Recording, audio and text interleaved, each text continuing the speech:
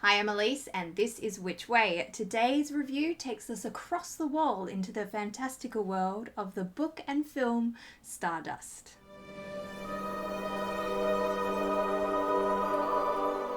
The film has some beautiful moments and such memorable characters, and the book delves further into the fantastical world of the fairy.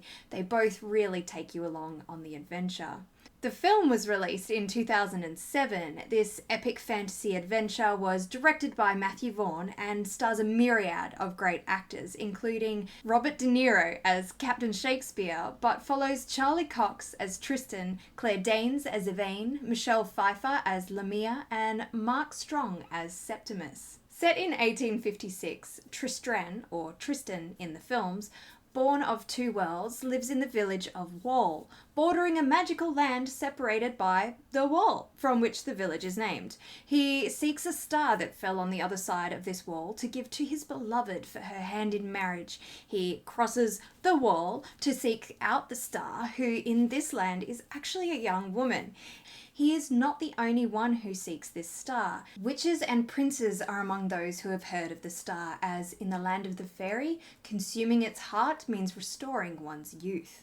The film Stardust was inspired by the 1997 novel of the same name by Neil Gaiman as a, quote, fairy tale for adults. Apparently Neil Gaiman had a copy of A Dictionary of Fairies, Hobgoblins, Brownies, Bogies, and Other Supernatural Creatures by Catherine Mary Briggs nearby to reference, so the land of the fairy has many fantastical creatures. The film and the novel follow the same premise, but the characters go about different means to achieving their goals, and the endings vary. Ben Barnes, the actor who portrays young Dunstan, would go on to hunt witches in The Seventh Son.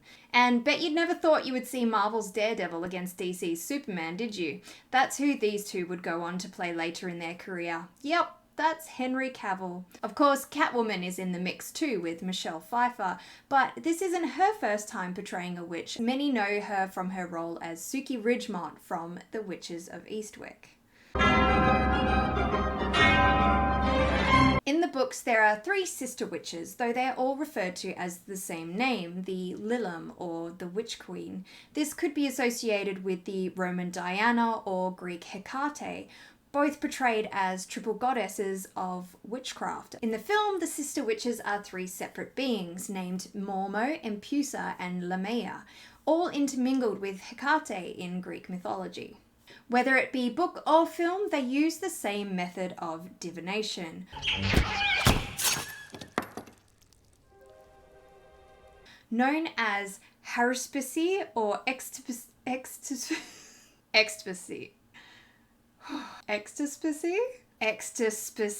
and use the entrails of sacrificed animals to divine the future. Focusing on the liver, as this used to be thought of the source of life. It was practiced in ancient Rome and Greek, and the Babylonians weren't well known for it. How many miles to Babylon? The nursery rhyme How Many Miles to Babylon was first recorded in the early 19th century and was included in the book. It was omitted from the film, however, but was the inspiration behind the method of travel known as the Babylon Candle, which was used to cross vast distances quickly. You've got a Babylon candle. Yeah, I have a bubbling candle.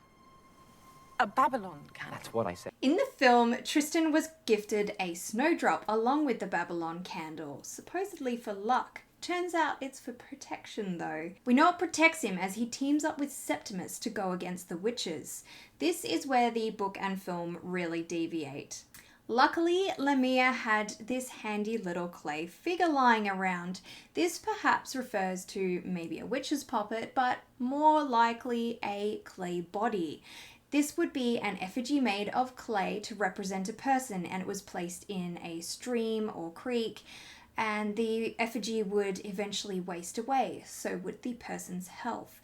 This, however, has quite an immediate effect. Unfortunately, when Tristan takes off the snowdrop, he is turned into a mouse by the witch Ditchwater Sal. Like, that name. Can't get any better. It was often thought that witches could turn people into creatures. I mean, everyone knows witches can turn people into frogs or toads, right?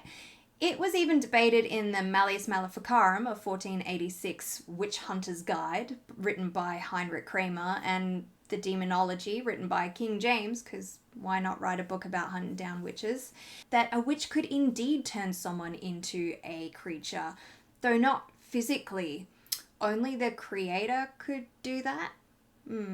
Witches used a glamour which would alter the perception of everyone around them and themselves into thinking that that person was indeed in another form. These witches can straight up just turn you into an animal, or vice versa, with Billy turning him into an innkeeper while they await the arrival of the star after Lamia consults her runes. This is another form of divination based off the runic alphabet, also the inspiration for my Which Way logo. In the film, we see both Lamia and a soothsayer in the service of Septimus, try saying that 3 times, using runes. They could either be thrown or picked individually from a bag to answer the question you are asking while pulling them from the bag, which is how we see Primus using them in the books. So it appears elements of the craft can be learned, though the witches mostly seem to have innate power. Stardust scores for the craft and lore, but is complete fantasy from the amazing mind of Neil Gaiman. As I said before, the book and film endings are very different, the film being more dramatic, where the book has a subtle, less happy ending. I recommend the film for its high entertainment value, and the book is beautiful. It was originally accompanied by illustrations and delves more into the land beyond the wall, which is always the case with a book versus film adaptation. Which one did you like better? Find them both in the links below and let me know in the comments. As always, like and subscribe to keep up to date on The Witch Way, and thanks for watching.